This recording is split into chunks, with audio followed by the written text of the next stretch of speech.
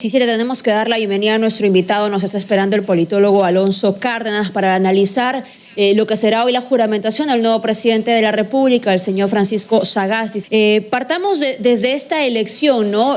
Donde se supone se han llegado a unos consensos. De hecho, la vacancia tuvo más votos, pero finalmente por más de 90 se eligió al señor Francisco Sagasti para que sea el futuro presidente de la República, prácticamente. ¿Esto y qué implicancias tiene en las protestas ciudadanas y las expectativas sobre el nuevo gabinete? Escuchamos. Bueno, yo lo vería desde 3 puntos de vista, ¿no? 3 factores fundamentales. Y nosotros podemos marcar diferencia entre lo que pasó con el señor Merino y lo que está sucediendo con el señor Sagasti. Estos 3 elementos son, primero que nada, la calle, ¿no? La calle, cuando juramentó el señor Merino, la calle estaba en una ebullición totalmente descontrolada, ¿no? Las protestas se daban por todo el país.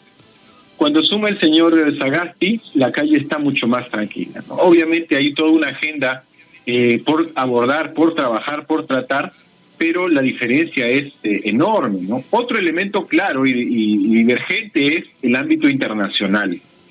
Prácticamente le han llovido las felicitaciones al señor Sagasti de Naciones Unidas, de la Organización de Estados Americanos, el reconocimiento de hermanos países latinoamericanos, mientras que para el señor Merino el silencio era prácticamente sepulcral. Nadie quería reconocerlo ni saludarlo por la asunción al mando.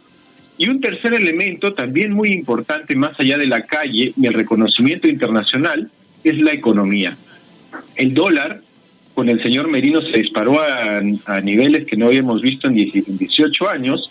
JP Morgan y el Bank of America decían que había un peligro de una deriva populista y nuestros bonos soberanos pues se fueron al tacho. Con el señor Sagasti el precio del dólar está volviendo a bajar y hay un mejor ánimo en el mercado internacional y nacional. Los empresarios lo ven de una mejor manera. Entonces las diferencias en términos de calle, en términos de reconocimiento internacional y en términos de expectativas de la economía son muy claras, ¿no? Entonces, digamos, el señor Sagasti, de aquí al 28 de julio y a las elecciones de abril, tiene un poco más de margen para, digamos, conducir la nave hacia un mejor puerto, ¿no? Dígase las elecciones presidenciales de la segunda semana de abril. De acuerdo. Antes de darle pase a Cristian, solamente para aclarar el punto del reconocimiento internacional. Si bien es cierto, cuestionado, con gente a favor y en contra, la asociación presidencial mandaba que sea el señor Merino en aquel momento quien juramente como presidente de la República. Esta misma decisión finalmente ha llevado a que se termine disolviendo esta mesa directiva y bajo el mismo procedimiento ingrese el señor Francisco Sagasti. ¿Cómo entender o qué cambió, ¿no?, para el panorama internacional, que hay una aceptación mejor hacia el que juramentará el día de hoy, el señor Sagasti? Bueno, hay varios elementos a considerar ahí, ¿no? Pero yo creo que uno de los más importantes, más relevantes, ha sido que el señor Merino carecía de legitimidad, ¿no? Digamos, sus primeros actos de gobierno, el primer acto de gobierno fue prácticamente bombardear de gases lacrimógenos a su propia juventud, ¿no? Eso fue una hemorragia de pérdida de legitimidad, mientras que el señor Sagasti, digamos, colma otras expectativas, ¿no? Y sin reconocimiento internacional, dada nuestra altísima precariedad, pues un gobierno, la verdad, tiene un horizonte temporal muy corto, ¿no? Y se vio clarísimamente con el señor Merino. Además, esa coalición pegada con chicle, que fueron los 105 votos que llevaron al señor Merino a la presidencia de la República, tenía muchas contradicciones entre sí y era sumamente débil, lo cual se vio hace pocos días con un desmoronamiento de la presidencia del señor Merino, ¿no? De acuerdo. Correcto. Alonso, ¿tú crees que, digamos, hay todavía una incertidumbre y un gran signo de interrogación respecto de cómo pueda reaccionar la calle frente a la conformación del gabinete, el primer ministro y los ministros, o crees que la calle, digamos, lo va a tomar a bien? Porque, a ver, los jóvenes todavía siguen ahí expectantes y, como yo decía, no creo que los jóvenes sean un movimiento político, sino creo un movimiento social y va a haber que darle gestos. Es decir, no todo va a tener que pasar por lo que sea políticamente correcto o de alguna manera de acuerdo por la intelectualidad, líderes de opinión, etcétera. O sea, tiene una dinámica propia la calle. Desde ese punto de vista, ¿te quedas tranquilo que sea cual sea el primer ministro y el gabinete, esa tranquilidad va a seguir? La tranquilidad, digo, que hemos visto desde que Merino renunció hasta la presidencia de el señor Sagasti, pero que no ha cesado. Bueno, aquí tiene que haber un elemento fundamental, ¿no? Que el gabinete de Antero Flores Arauz no tenía, ¿no? Que es conexión. El gabinete de Antero Flores Arauz vivía en otro planeta, estaba totalmente divorciado de la realidad, tenía una lectura totalmente errónea de lo que sucedía en la calle y en todo lo que sucede en nuestro país debido a la pandemia, ¿no? Entonces, el gabinete del señor Sagasti creo yo que tiene que tener esta capacidad de lectura, ¿no? Y hay algunos elementos claves y fundamentales en relación con esta lectura de la coyuntura que está viviendo tan crítica el país. No, por ejemplo, el ministro de Trabajo, el nuevo ministro de Trabajo, tiene que tener una gran capacidad para generar empleo en el corto plazo. Y sobre todo pensando en quién, en los jóvenes. No, hemos tenido una hemorragia de pérdida de empleo en los últimos meses. Se han perdido 7 millones de puestos de trabajo y es urgente y necesario que empecemos a generar empleo, ¿no? Eso tiene que ser un elemento fundamental. Otro elemento fundamental es el Ministerio del Interior.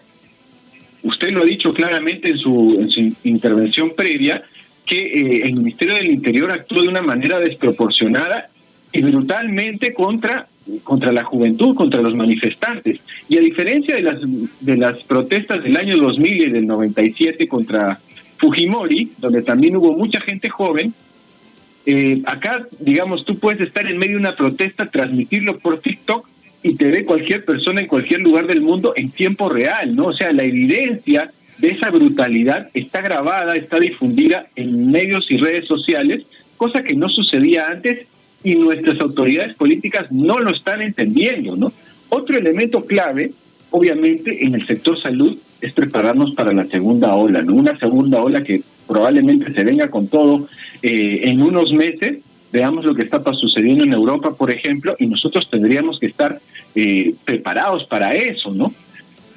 En la presidencia del Consejo de Ministros, el perfil del presidente del Consejo de Ministros creo que tiene que tener dos aristas claves, ¿no? La primera es que tiene que tener capacidad política para tender puentes con el Congreso, cosa que los primeros ministros anteriores no tenían. Y segundo, y esto también es clave de aquí a los próximos 6 meses, es que tiene que saber de conflictividad social. Porque la conflictividad social en nuestro país generalmente se levanta previo a las elecciones, pero con el contexto de pandemia, esto se va a agravar, ¿no? Y hay un elemento también clave, que es la agricultura, el sector agricultura y riego. Nosotros tenemos ya serios problemas de seguridad alimentaria. Y esto va a ser un elemento, digamos, si el pueblo empieza a tener más dificultad para acceder a los alimentos, pues imagínense cómo se va a poner la situación, ¿no? Y finalmente, este breve repaso sobre algunas carteras, relaciones exteriores, ¿no? Relaciones exteriores tiene que tener un trabajo muy fino, no solamente para el reconocimiento internacional del señor Sagasti, sino de invitar a la Organización de Estados Americanos, al Centro Carter, a la Unión Europea, a diversas instituciones, para que sean observadores de la limpieza y la transparencia de las próximas elecciones, ¿no? Para que el próximo gobierno abrir de par en par el país para que haya esa legitimidad que nos pueda dar los observadores de afuera, Alonso. Por supuesto, ¿no? Eso es elemental, fundamental, porque nuestra precariedad... Ahora, Alonso, perdón que te interrumpa, de reformas de fondo, porque lo decía también copiándome un poco de este discurso que escuchaba más temprano a Manuel Castells en Chile, ¿no? Entonces, claro, los pequeños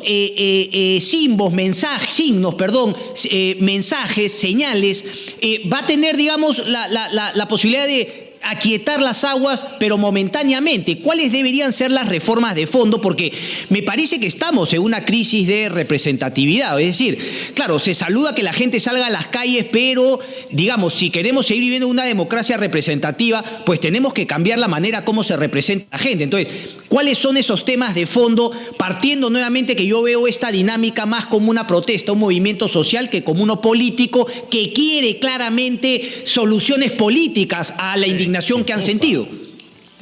Bueno, digamos, la ciencia política, el vehículo que debe transmitir el mensaje de la ciudadanía al gobierno, al Estado, es el partido político. Y hay un elemento que ejemplifica muy bien lo que está sucediendo como el sistema político en el Perú, ¿no? Es la Junta de Portavoces. La Junta de Portavoces, en este negociado, en estos arreglos oscuros que tenía, ejemplifica muy bien, ¿no? Dos elementos críticos que deben ser reformados en el corto plazo desde mi punto de vista. El primero es el voto preferencial. El voto preferencial prácticamente ha despedazado los partidos políticos, que en realidad no son partidos políticos, sino son alianzas electoreras donde no tienen lo más básico y lo más fundamental que debe tener un partido político: una ideología, una militancia, un programa, una organización. No hay nada de eso. Entonces, eso del voto preferencial se tiene que reformar. Y lo segundo es esta idea perversa del vientre de alquiler, que está muy ligada al voto preferencial, ¿no? ¿Por qué? Porque los acuerdos que se tomaban en la Junta de Portavoces, como son vientres de alquiler, o sea, entidades vacías, cascarones, los partidos políticos, no garantizan los acuerdos el cumplimiento con la bancada. ¿Por qué? Porque no existe el partido político en realidad, sino es un logo, no es una figura, pero no tiene ese corazón, esa militancia, esa institucionalidad que se requiere. Y esto del voto preferencial y la lógica del vientre de alquiler se va a agravar en el futuro, porque recordemos que para las próximas elecciones de abril tenemos 25 partidos políticos. Es decir, un archipiélago, una fragmentación muchísimo mayor que la que teníamos en el año 2016. Entonces, la reforma política, digamos, si queremos quemar los cartuchos en estos pocos meses que tenemos de aquí al 2016, al 2021, perdón, tendría que ser esta lógica del vientre de alquiler, que básicamente se funda, ¿no? Se sostiene por la perversión del voto preferencial. De acuerdo. Bien. Clarísimo. Muchas gracias por su tiempo, señor Cárdenas. Muchas gracias a ustedes. Gracias, Alonso Cárdenas. Bien, Cristian. Bueno, bastante expectativa, ¿no? Nos queda claro que el presidente del Consejo de Ministros tiene que ser un experto negociador de momento. Vamos a la pausa, regresamos en breve. Pero lo que dice Alonso, la preocupación, ¿no, Fátima? Que el próximo año, después de las elecciones, ante un malestar de la población, venga lo mismo, porque nuevamente podrán, digamos, decir, no me siento representado por ese Congreso que elegimos, y eso es preocupante.